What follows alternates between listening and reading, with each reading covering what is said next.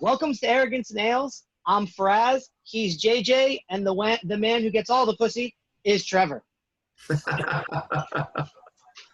So today on Arrogance and Ales, we're gonna see what we're all sipping on. We're gonna discuss a little this week in beer news, and then we're gonna do a review of 2 to 3 releases from the same brewery to see, is there actually a difference if the brewery puts out 3 IPAs in 1 week, or are we just drinking the same thing? And with that, so what are the 3 different ones we're doing, friends? well, I think we can only do 2 because I think Trevor already drank one. So we're going to do Abominations. All right. Oh, all right. There you go. So save that one there, guy. Somehow keep it cold. We're going to do Abominations, Social Distancing, which is their COVID-19 collaboration with, I think, 19 other breweries.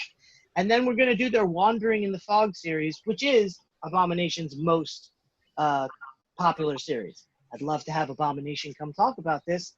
Wish we knew somebody. And with that, what are we drinking, gentlemen?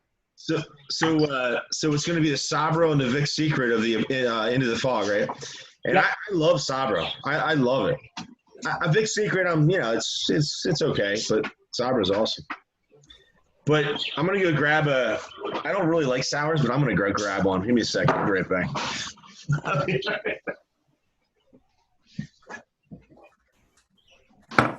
So I'm gonna crack into this Frost double shush. Those are your buddies from Serene for us. Anyway, I want to do a Mickey Boodle from Thin Man. It's a raspberry sour. And I'm gonna drink local, and I'm gonna have a Funk Triple Citrus. You're so hip for us. You are so hip. So hip. Man, do you see the line on my beer? The hottest, freshest beer right there. If you couldn't get it online, how'd you get it? I actually just posted up in one of the groups. I was like, oh, I missed out. And one of my neighbors was like, yo, I got a 4-pack. I'll trade you. And so I was like, okay, here's like a dozen beers. And he's like, this isn't a fair trade. I'm like, yeah, it is. Yeah, it is. All right, Trevor, how is your double hush? It's good. I'm gonna say I was just drinking the social distancing, and I like that better. I'm not just saying that because we know Josh, but it was way better. It's kind of weird when you go like right to another IPA without cleansing your palate. But yeah, it's very dry. Not getting much of a nose off of it. It's 8%. I don't really doesn't taste 8%. Hazy, of course.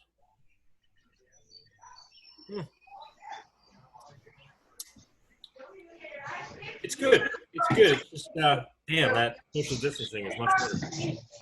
I think when your palate's already used to that juiciness, you're just getting subtle differences. You know what I mean? Yeah, this is a little more bitter than the social distancing was, so I got that going on too. But kind of like Bill Murray when he says, "So I got that going for me." I got that going for me.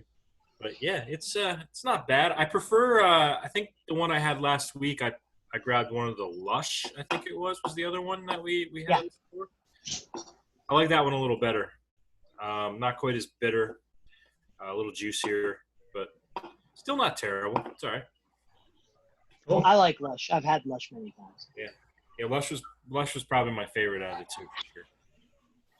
All right, let's all enjoy this. JJ, how's your sour? Yeah, I'm not a sour guy, but it was in there. It's but I will say, beautiful puce color. Yeah, it's a raspberry sour, 7%. And it tastes like a tart raspberry. So it's spot on for what it is. You know what I mean? So there's no off-putting flavors. It's a little tart. It tastes like just a raspberry that you pull off a tree that might be a touch not ripe. You know what I mean? So it's a little tart. That's all. It's good. It probably tastes, it reminds me this, maybe not this time of year, maybe a little later than this, maybe end of July. Around here, you have a lot of those red raspberries you see growing wild. They're not actually raspberries. They're called wineberries. Yeah. They're from Asia. They're actually an invasive species or plant. So, but that's what that. Whenever I have a raspberry beer that's tart, that's what that reminds me of. It tastes like those berries.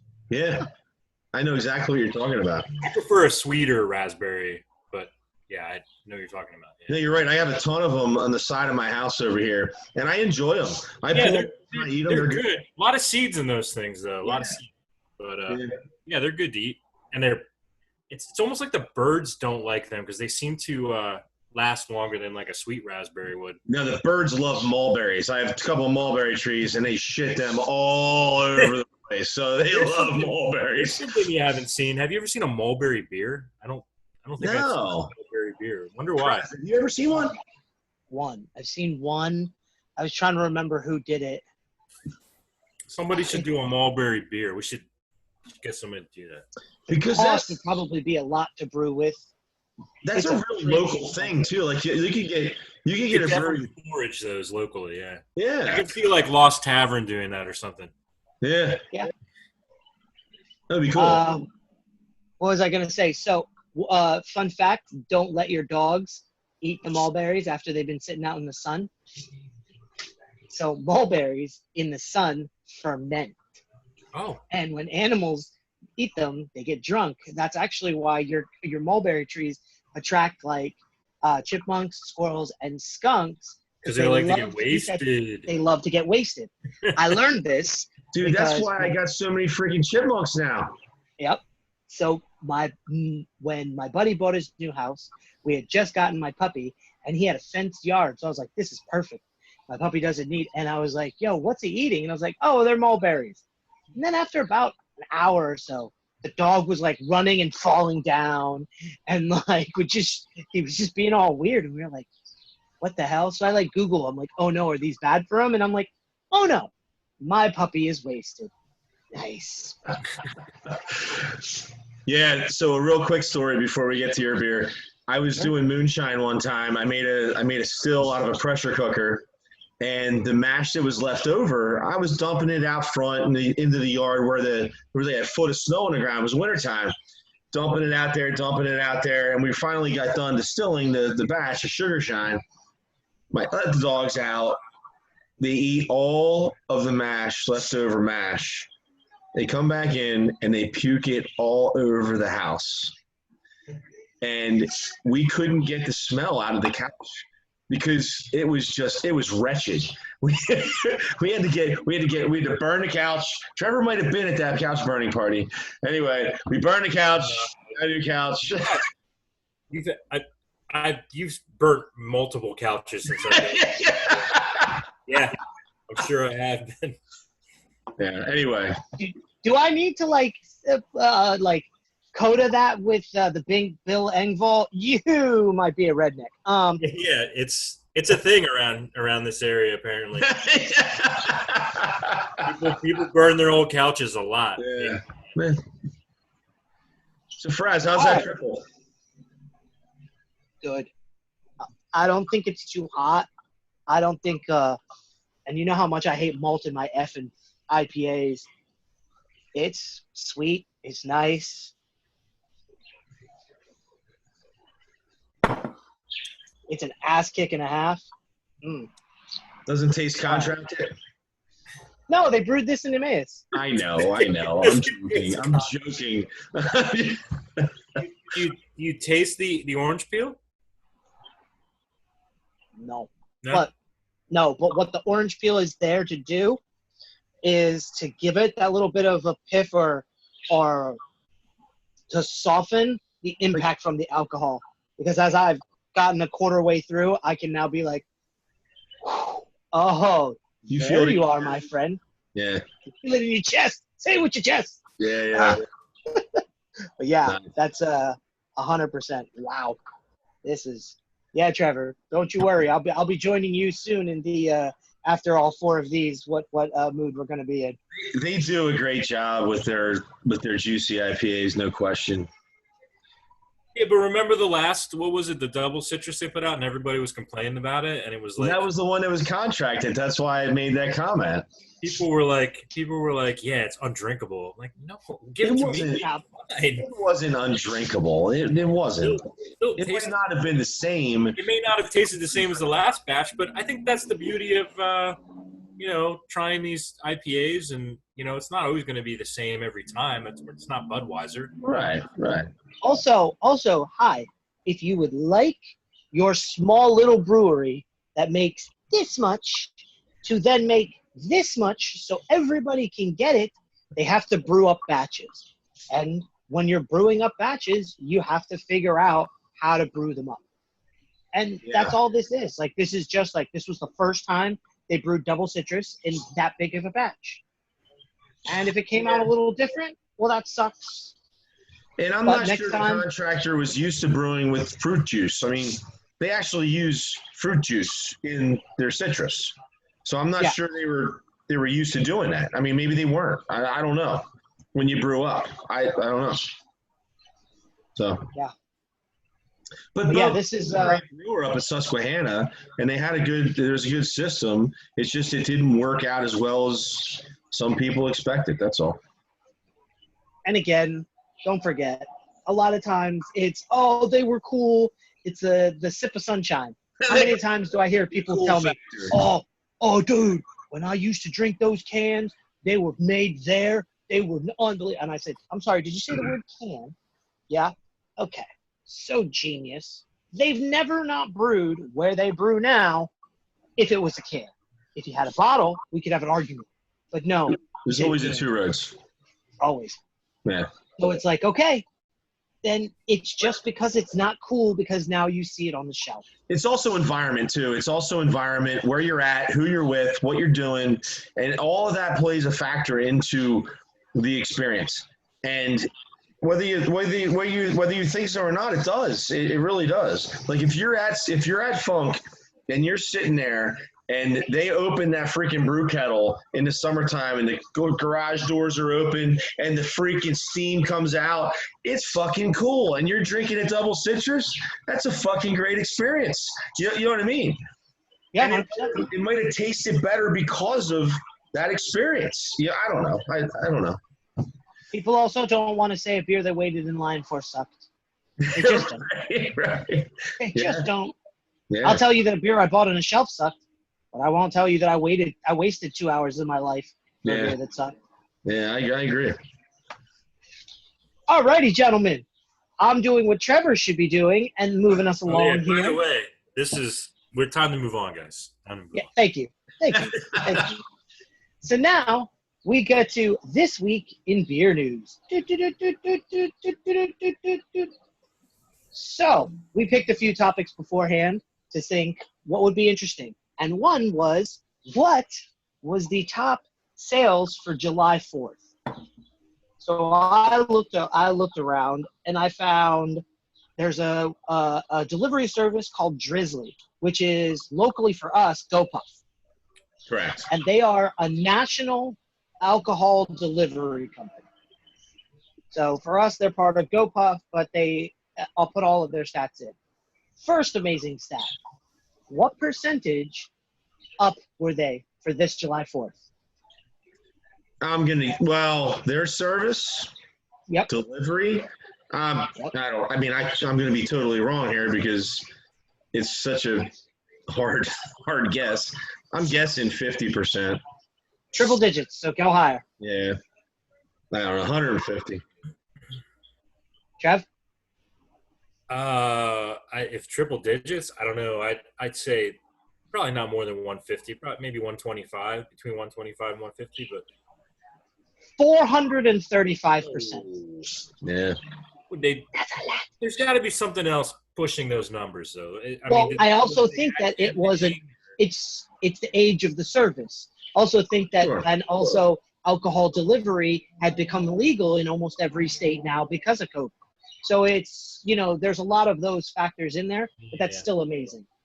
Now, they sell, this is including liquor and beer. What's the number one, if you include liquor, what's the number one brand that's sold in liquor and in beer sales overall. What do you think? If it was in stock, it would be White Claw. Okay. Yeah, I'd have to go with either White Claw or Truly, one of the two big two seltzer brands. Yeah. Number one throughout their entire footprint, Tito's. Wow. Number two, fucking White Claw. Yeah.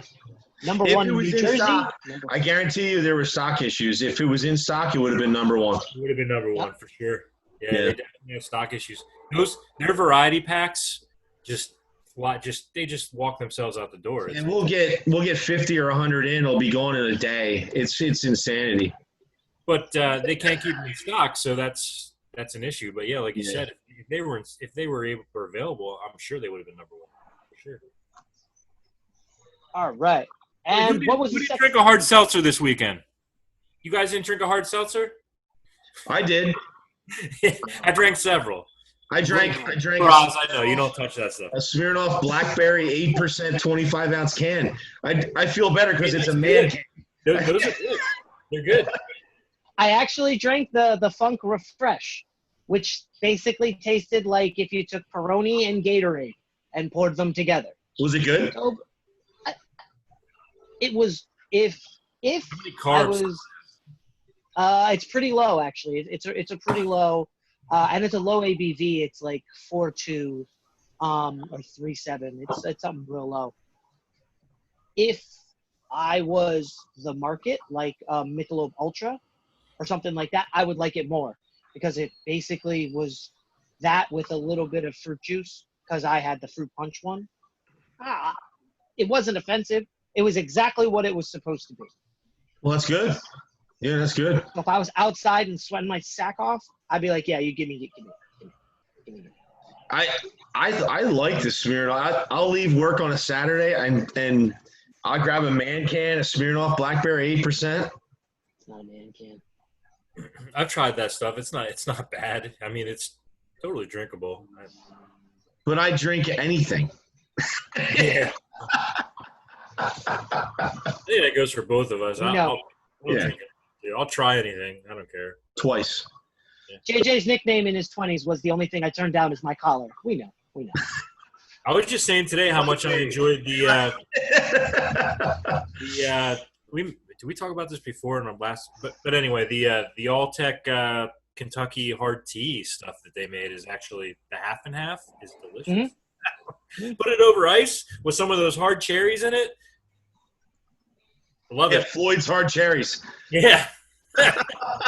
Delicious. Faraz is like, he's like, what the hell is this segment going to? Nobody's ever going to watch this again. Man, you got to branch out. You got to try. It's not all IPAs and, and stouts and sours. And if I'm going to ever branch out, it's going to be to those saisons that taste like I've licked the barn floor. By the way, still not there yet. We have Das Vidania rye and bourbon half off right now. It's a shame. But it's so good. So good. I mean, if you're interested. It is a shame because it's a wonderful great beer. But people won't buy it at regular price. So, I don't know. It's like that with a lot of brands and a lot of beers, though. Yeah. They're fantastic, and people agree that they're fantastic, but they just won't pay what the fair retail price is for them until you market What's down. fair? What is fair? What is fair? I don't know. Marketing geniuses that work at these breweries think they know what's fair.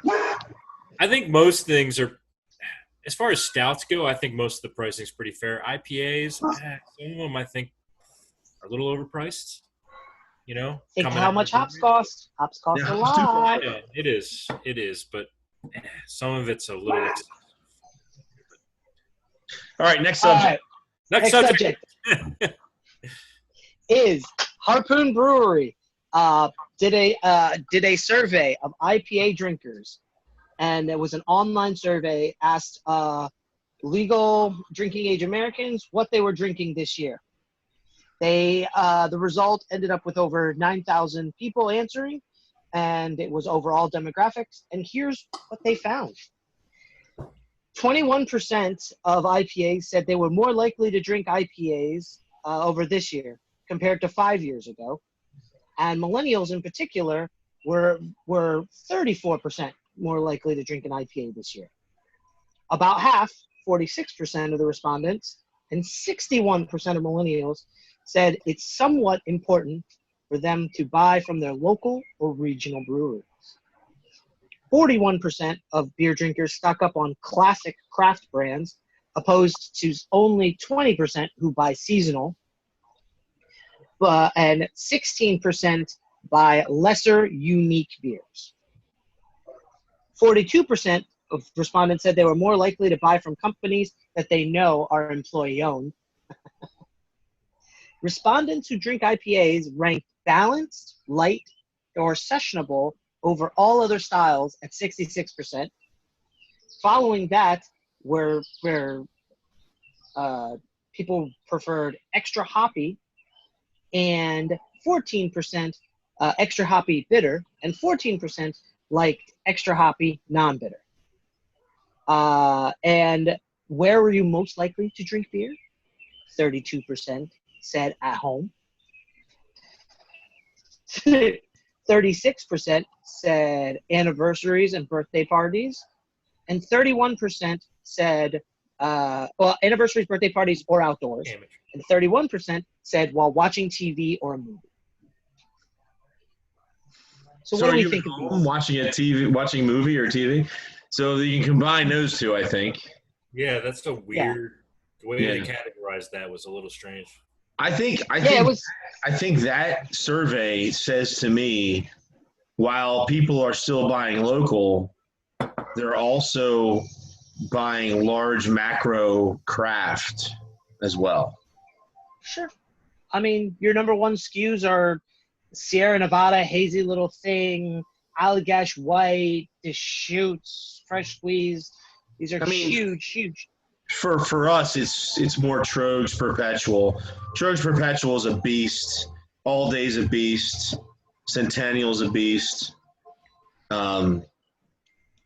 It's really a market-driven thing, depending on where you're at, because Bell's in Sierra Nevada in our store don't have the price representation that they should. So, and I don't know how to get into that, but you know what I'm saying. All right, next topic. Still, anyway. Also, I'd like to mention that survey seems okay, just like Harpoon's beer. Bang! It's okay. Not on it. It's just okay. Roz, you like being the moderator here, not saying much. My name's Bennett and I ain't in it, or my name's Paul and that's between y'all. I hear you. And I'm okay with that. And then we got, where the hell are you? Oh, there we go. Alpine Brewery is coming back. That's pretty awesome. Yeah. I'm going to kill your last name, gentlemen, so I'm so sorry. The father-son duo of Pat and Sean. McLenemy? Yeah, Henny? Yeah, it's hard, yeah. Yeah. And they bought their old brewery space from Green Flash and have evicted Green Flash from it. And they have 30 days to get their stuff out. And they're going to put all new brewing equipment in and start brewing with original recipes. You know, I think I used to love Green Flash back in the day. And Alpine was awesome. And I miss those kind of beers, honestly, because we've been inundated with, and I love the New England style too, but you need a balance of both because sometimes drinkers like to go back and forth. Like I'll drink too many New Englands, and then I want to go West Coast. You know what I mean? And then I want to go East Coast. Like I balance between the two. Sure. And Alpine is a great representation of what West Coast was. Yeah, the problem is when you want to go back and bounce back and forth, sometimes it's hard to find those West Coast styles because It there's is. It not a is. lot of them out there right now, except for the ones that have stood the test of time. There's a few, but yeah, nobody's really brewing them. But also, now you're having a lot of breweries kind of doing a little bit of both. Like, I would say Ransack the Universe from Collective Arts, and to a degree, Bodum from Half Acre. Oh yeah, Where they are technically, well, no, Ransack's a West Coast, but it's juicy. It's not malty. But Bodom's a West Coast. Bodom's a West Coast. I would say Bodum. They don't say it. They call it a modern. I feel like call it modern. I feel like Half Acre does a few West Coast leaning IPAs, don't they? Like it's mostly, it's mostly. Which they nail them. They freaking nail them. You know, but they don't. Was great. They're not too sweet, and it's not too much of a malt backbone. I think that's the key. You mean is they dialed it down. Well, the malt backbone you're talking about is kind of like Hop Devil, right? Yeah, see that I don't like that. I don't like Hop Devil. Well, Hop Devil's like the original IPA before West Coasts came on board. It was definitely more on the malty side, and that's something I don't appreciate myself. But I mean, I don't mind there was a Stone IPA when there was a Hop Devil. I mean, come on. Yeah. But I think as they weaned the malt, the caramel malt out of there, like the darker malt caramel malt out of there, and you got the West Coast style, which was lighter malts, and they added sugar to it to give it almost like a bubblegummy and then floralness with the hops. It was awesome. It was awesome. Yeah, Alpine, please bring back Nelson and Happy Birthday. Oh, Happy Birthday was fucking great, dude. Yeah, that was a great beer. Yeah. And I'll be honest, palate wrecker for Green Flash. I wouldn't mind see that come around. Right? That was a great beer. 165 IBU. You can freaking peel. You can't taste anything after you're done drinking one of them. Nothing. That's what you drink before you go to have your mother-in-law's cooking. Mine can cook. All right, so now it's time in the program where we would interview a guest. Well, now we're going to be instead ultra in our – exactly. Hey, man, I'm a big deal. That's what we're going to do.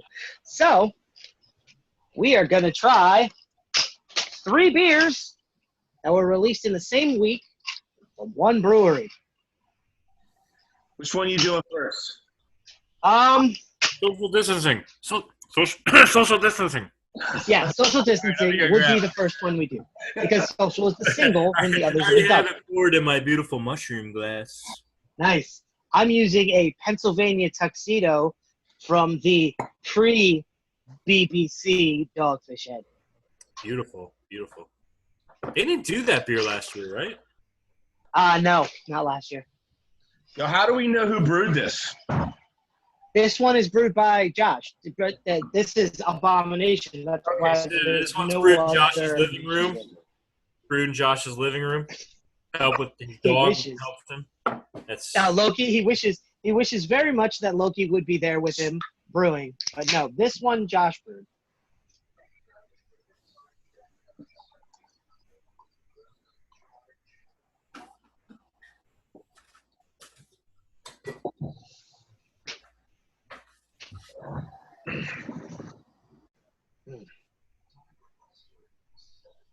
the nose on this beer just makes you want to just get in there. It's great. Oh yeah. It's for a double. It's amazingly light. Oh yeah. It's amazingly very drinkable. Just drink it. I could just drink this. Took a little and, so I gotta like get my senses back.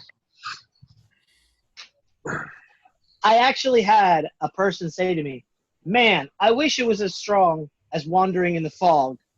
And I turned to them and I said, "I'm sorry, and let me make sure I'm right. Yeah. Wandering in the Fog is 8.6, and this is 8.2.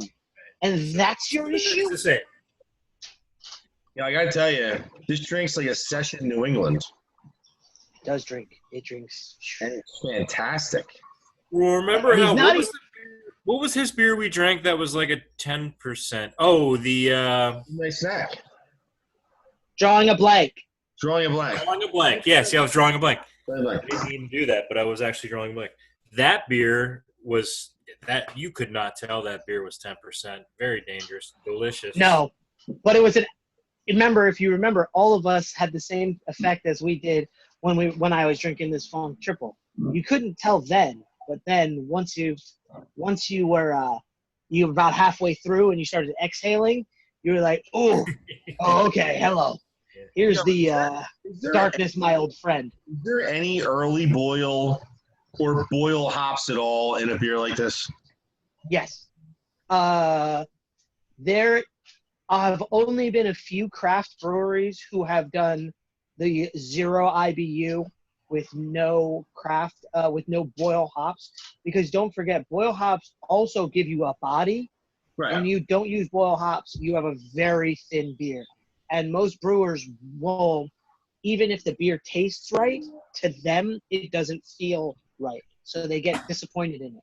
I actually just had this conversation with a brewer who I won't say who it was. And and actually I was having it with one of the sales guys. He was saying, oh, this beer's awesome. Editing easy on this. You're welcome. Yeah, we haven't had to edit anything. I know, it's been great.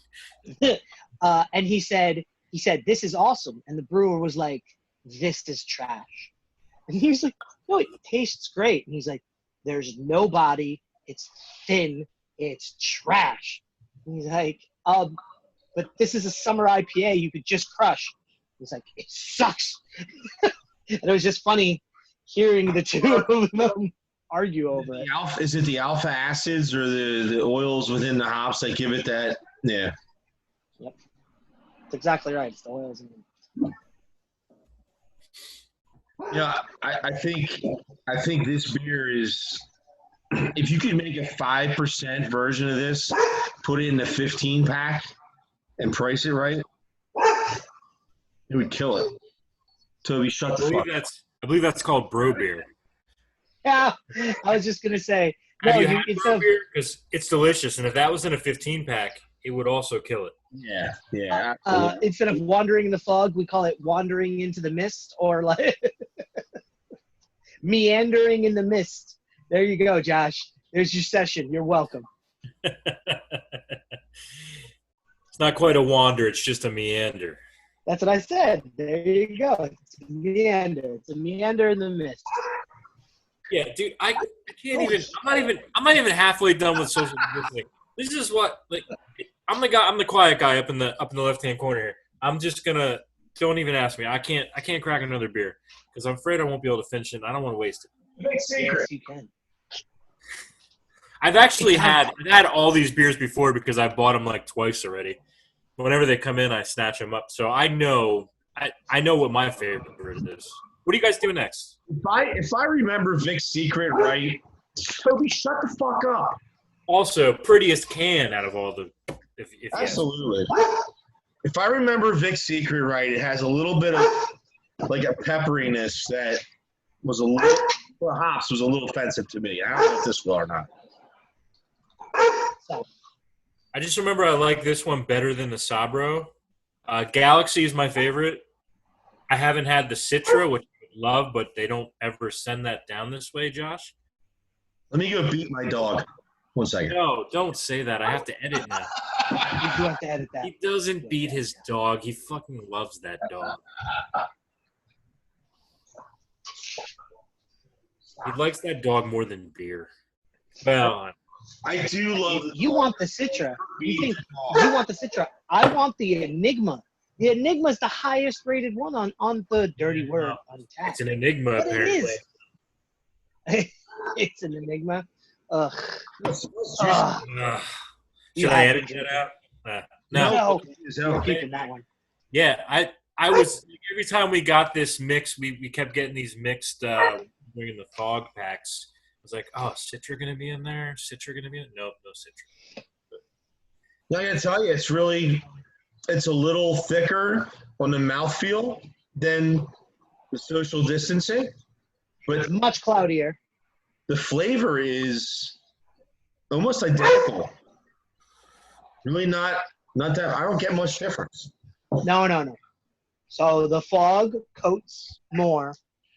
That's the mouthfeel. It's got a better mouthfeel. It also has much more of a ripcord bite. Now that's also the Vic Secret, which you don't like, but Vic Secret is one of weirdly my favorite hops. And don't at me. I know about Vic Secret. Don't. The same argument I get into with. You know what? We're going to get popular. Tell you about the history of Big Secret hops? Like, yeah, no. It's the same shit I get with Falconer's Flight. You know the Falconer's Flight's not one hop. It's a hybrid of 5 different. Yes, I do. Thank you. Do I need to wear my little Cicerone badge? Bitches? A tiny. When you're talking about ripcord hops, it's a tiny bit. It's not a lot in this. Well, sure, because it's still in New England, so you can't have that, like, ass kick you'd get from Pallet Shifter or Pallet Wrecker or Pallet Shifter was Captain Lawrence. Like DC Brow, Our Wings of Armageddon, you're gonna get that from that. You know what I mean? But with this, you won't get it. You'll get a tiny bit. The first time I ever drank on the wings, it was instantly my favorite beer I ever drank. I love that beer. Love that beer. It's now number 3. Did you ever have wings? Did you ever have Smells Like Freedom? I don't think so. DC Brow Smells Like Freedom. Did we have that recently? No. Last year? It was awesome. It was dank as shit. Smelled like a bag of pot. It was great. It was great. Different podcast. Yeah. That's our weed podcast. That's over. We did that podcast last week. That's why there was no podcast. Yeah. We forgot to hit record. Yeah, that was live. that was last week. You're right. I forgot about that. I wonder why. Oh, I have the text. I know exactly why. When our podcast ended, because JJ wasn't there, so we didn't have premium Snapchat, so our podcast ended after 40 minutes, and then Faraz is like texting everybody like, hey, come back, and we're all like, yeah, no. No, Josh came back. Josh came back. You were the only one who didn't. I'm going to go.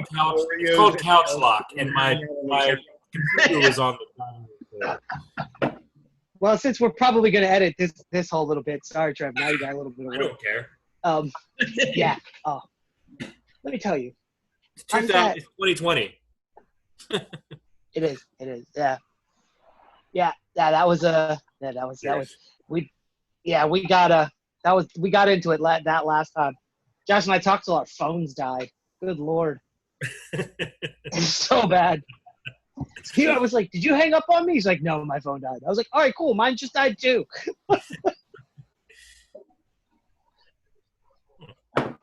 It's like when your chicken reaches 165 degrees in the breast and your propane dies at the same time, like just happened to me. It's perfect. Fucking perfect. It's like all the planets aligned. So are you leaving that gauge in, or are you just occasionally checking? The what? Like when you're checking internal temp, are you leaving it in? No, he has some devices, dude. No, I had this one on the rotisserie, so I couldn't leave my Wi-Fi thermometer in there. Oh, you're doing the Wi-Fi thermometer. It would make a mess. But so no, I usually chicken on a rotisserie. If it's a whole chicken, you cook it for an hour and then you start checking the temperature. At least for me, I don't know, because usually it takes like an hour and a half for it to be done. So yeah, we could do a whole nother podcast on barbecuing if you wanted to, because absolutely, dude. I do love cooking meat. Yeah, we should do that live though. We gotta all be together for that. That can't be a Zoom thing. Well, yeah, when we can maybe before summer's over in the fall, we should all get together and do smoke some meat, drink beers live. We should do live like do a podcast where we're like doing both. So who has the most rooms and least amount of people? Trevor, how big's your house? Yeah, probably me. A lot of rooms. Yeah. I have a lot of land. Yeah, well, that's true. You got land, but I Okay, mean, man. do I look like a TP kind of motherfucker? Like, I mean, really? You know, if it's, you know what I call camping? Two-star hotel. That's what I call camping, like a hostel. That's camping for me. I did that shit in Europe. That was camping. Ugh. I mean, you don't have to camp. You can sleep in my spare bedroom. But Yeah, there you I go. like cooking food over a fire, so we can do that in my backyard. We can do that in JJ's. We can cook food over a burning couch in JJ's yard. Yeah. As long as it's not Yeah, Some but then people you might gotta- think you that's gotta- okay. you gotta I'm adjust- not going to do it, but You gotta adjust for like the metal in the springs, like Yeah, when yeah, that you nickel hits, can't it's do like, that. I mean, I'm just saying you could. Yeah. I wouldn't suggest you do that. But, yeah. all right, we need to go to the next one, gentlemen. What's your favorite rub? Cross, what's your favorite rub? So, all right. So I'm a savage. So if I'm gonna do a rub, I'll do. I know. Everyone's gonna hate me. I do olive oil first. I'll pound in, usually like Himalayan sea salt and some sort of pepper, and then I'll do like either slap your mama, or if I have like white people coming over, I'll do like St. Lucifer's, which I know aren't really technically rubs, but I'll pierce the steak with a bunch of fork holes, and then smack that in there.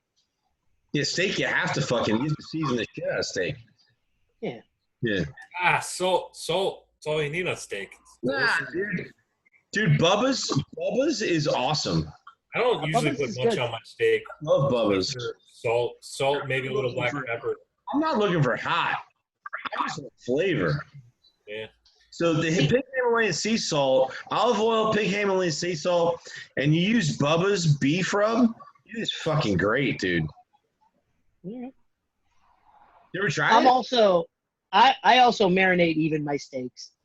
I know, but I marinate steaks. I don't give a shit. What do you marinate your steaks in? So I'll use usually I'll use Sweet Baby Ray's as my base because I'm way too lazy to make my own barbecue sauce. That's a great bit. Sweet Baby is good. I believe that's one that doesn't use like high fructose or anything. It's all natural. Nope, it's all natural. Great I'll cut up sweet peppers. I'll cut up onion. I do minced garlic. There's where I'll start to go crazy with the hot sauces. I'll put in some like Hot Ones Last Dab, or something real like turn that shit to 11, and then just a little bit, and then then piercing it. I usually let it sit in the marinade minimum of 12 hours. Flip 12 hours, flip, and then I cook. Next time you marinate a steak, and it's not like a good New York strip, or it might be like a sirloin or whatever. You know what I mean? Red wine or it's not a really great cut. That's shimmy. Look at that fucker. This is a I believe a skirt steak, whatever not flank or skirt, whichever one's the cheaper one. That's what this is. But yeah, I made some chimney. This has been sitting in this for 24 hours so far. So tomorrow night, this is going to get turned into probably some kind of fajita cooked next to the river because I like to do that over a fire. But as long as it's not storming. But yeah, chimney. I got a little reserve to throw on top of here when it's done. Fresh Market over at the Promenade has the best chimney skirt steak ever. Anyway, next time you get a chance, marinate your steak in some port wine. Port wine. Oh yeah, sure. 24 hours in port wine. It is fucking phenomenal. I can believe it. Dude, steak is good if you just marinate it in soy sauce for 24 hours. So, I mean, port wine. I mean, anything that's vinegar based, that's going to eat away at that layer. So you don't have to do the... Port is so good. And even chicken, like if you do an ossobuco, in a crock pot with port wine, with chicken thighs and legs. Off to a different subject. I'm sorry. Well, it's all right, bitches. it's coming I up to can that time of see- year for me where my favorite thing to do with pumpkin beers is throw it in a slow cooker with some kind of meat. So, because that's the only thing I think pumpkin beers are good for. So you just like nutmeg on your beer, like on your meat? Just put Yeah, nutmeg. it's good cooking. It makes a good braise for meats. I don't really like Because the alcohol breaks it down, like But I'll when you just- do beer can chicken, like every child has done that since doesn't fucking do college. anything. Beer can chicken's dumb. But that's just my opinion. I don't know. Cut that out, because We're gonna get hate mail.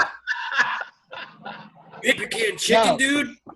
cut Dude. that Skip is gonna watch this shit and fucking come and yell at your ass. out. Because I talked shit on pumpkin beers or beer can chicken. No, beer can chicken.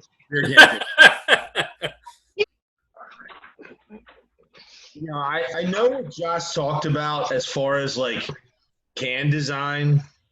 Yo, dude, look at that. Oh, As far as can design goes, with all of he has really a lot of good artwork, and this being the simplest, Yep. and the one that has been his flagship now. he drew this. Yeah, it just shows you that you don't need all that. Wait, did you say Josh drew this? Yeah, he drew Fog. Oh, Fog. Okay. I thought he did social distancing. Sorry, I forgot. That was What, like this? No, this is Sam Hyman. This is the guy this is the tattoo artist that That's like really cool. all the fucking shit. Yeah, and then the A in like the abomination, like this. it's That's Sam, the dude who did Fire Hands. Sam and CT. You connected artist? Is from where? Where's he from? Do you know? No, dog. He's from Philly, bro. Oh, Philly? Oh, cool. Yep. We were talking. And we were talking about that the one podcast. yeah, he actually puts a lot of the abomination stuff he puts for sale on eBay. It goes for a lot of money. Like I've tried to buy a bunch of it, and I can't touch it with less than $300. No, I'm not. I'll buy a lithogram. Like, no, which also makes me laugh because he did my son's one for free. So I'm like, okay, so I guess I got one for free then. So, by the way, did you see there was an article in Brewbound today, and Froz, I'm sure you saw it, about breweries that took the PPP loans. That was, yeah, I was going to do that one, but Yeah, like bells and stuff. And Yeah, and I don't think they're struggling, and it's okay. Honestly, it's on the government. It was on the government to write it better, in my opinion. For us, they didn't have to show hardship. here, JJ, when they show that Nobu, the Lakers, Kanye West, Shake Shack, what happened is if you gave money to Trump, you got access to a special banker. This is a fact, not a joke. Explain what you're saying to me. I'm not understanding. So what I'm saying to you is that it's a twofold argument. So the first fold is if you were a Trump supporter and a Trump donor, you got access to people who were already connected, who helped you a level ahead, get your place and put your like request in first. Second is that if you had relationships with the big three banks, you got a special dispensation. But if you weren't someone who spent a lot of money with the banks or had never requested loans from big banks, you were last on the list. This thing was done the massively most unfit. The LA Lakers, Kanye West got $5.2 million. $5.2 million. Nobu got $8.7 million. When they actually have just showed independent were these breweries actively Trump supporters? No, but what the breweries were the second level. They had long-standing relationships with banks. So Bell's has a huge relationship with Bank of America. And so what happens is because of that, their commercial team went already for them, already had started the paperwork, had already started to grease the wheels that they needed to because they knew they were going to ask for them. You didn't get in early, you were done. And they knew. Sure. Yeah. Yeah, and if you weren't with a big bank, you were also done, which is double worse. Yeah. Because I looked at that list, and it was all the big craft brands. It was all the big craft brands. Sure. I was just looking at they showed Michigan. Yeah. To do an example, and the number one was Bell's got $10 million. But I gotta tell you, Bell's probably is not hurting because of their off-premise sales. Off-premise sales are through the roof. So the balance, it's balancing out. You know what I mean? It's balancing out. It is so here's the thing. I listen to a lot of Bleeding Heart liberal podcasts where they literally said the same thing as you. They're like, these places may have needed help, but they could survive 2, 3, 4 months without help because of the infrastructure they have. They actually have to close forever without any. You don't have to. And then what's the definition of hardship? Well, Kanye West said, I don't want to lay off 60 people for his church. Bell's has 500 employees. So yeah, it's different. But except for the fact that not a one of those got laid off. They got fucking sent to work other jobs. Yeah, but the government should have had to prove hardship. In my opinion. I agree with you. All right, enough of this. Let's go back. Trevor, swallow. My phone's gonna die. Sabro. Wait. Let the poor man finish his food. Good Lord. Savage. What? The beautiful butter. How do you fucking work for this guy? Jesus. Pull in a China shop. What was the name of the dude in Mike Tyson? Oh, dude. Yeah, the game. The Punch-Out. Oh, it was the big dude. The fucking big dude. Oh, what the? Oh. It was something bull. Yeah, it was. I forget what it was. You don't play video games, Trevor? You've just... Yeah, what? Bullshit. The fuck? I'm sorry. I didn't know you had a vagina. Also. What? All right. So now we're on to our last one. It is Wandering in the Fog, Sabro. For those that know, Sabro hops do taste like coconut. Let's see. Kind of a deal breaker for some people, I would think. Yeah. Yeah, it might be. You get a lot of people that are like, I hate when they put coconut in beer. I can smell it from that pour. Oh, yeah.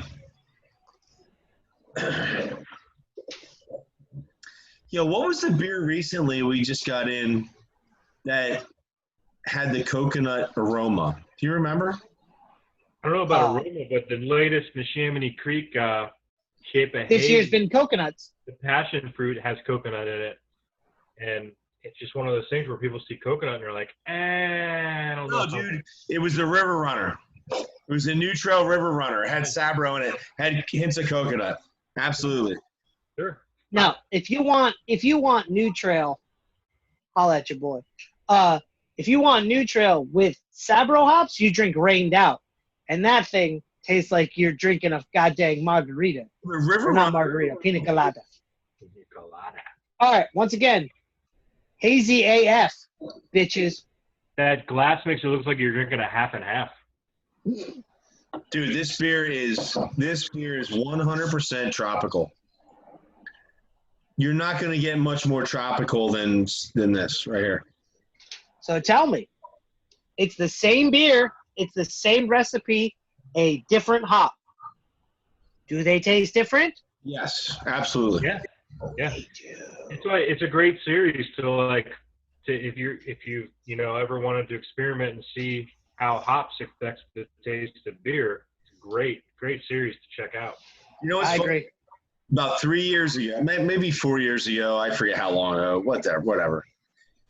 Do you remember, what the hell is his name? Bob? Fuck. Anyway. Bobby Bass? Nah, Bob Fotu. Bob Fotu from Weyerbacher invited a bunch of guys from different markets to Weyerbacher and asked us our opinion on what we should do. And before I get to the end of this, they never did any of it. So,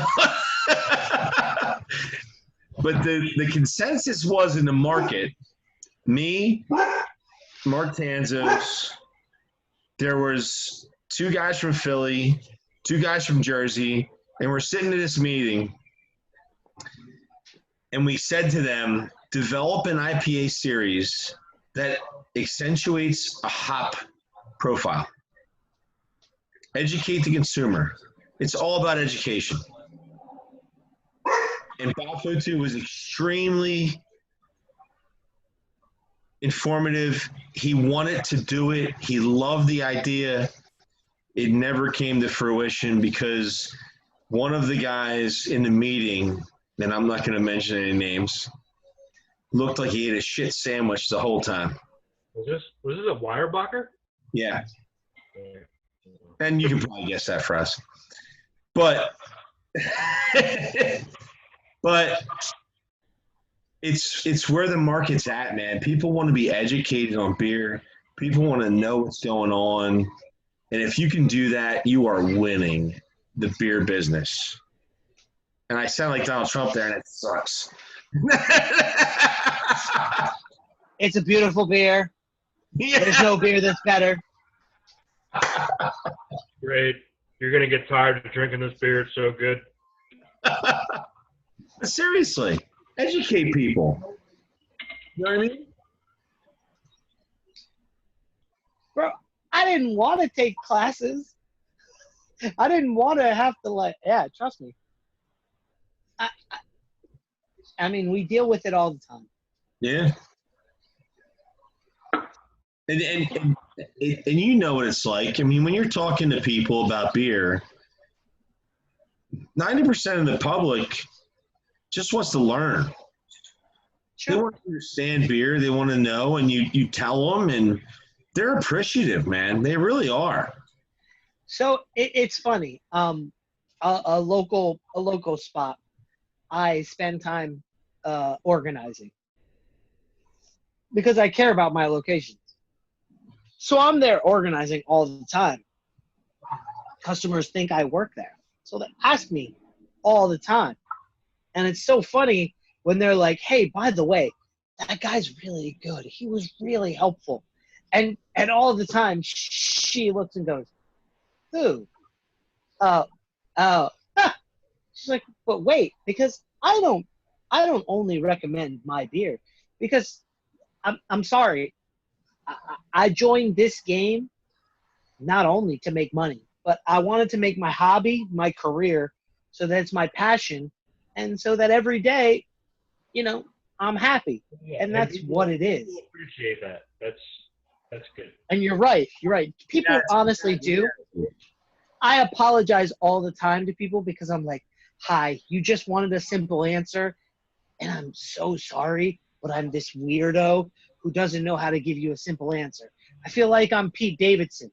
Like, I could just give you the joke, but I need to, set it up all weird because, You came from a very polarizing sector of the beer business.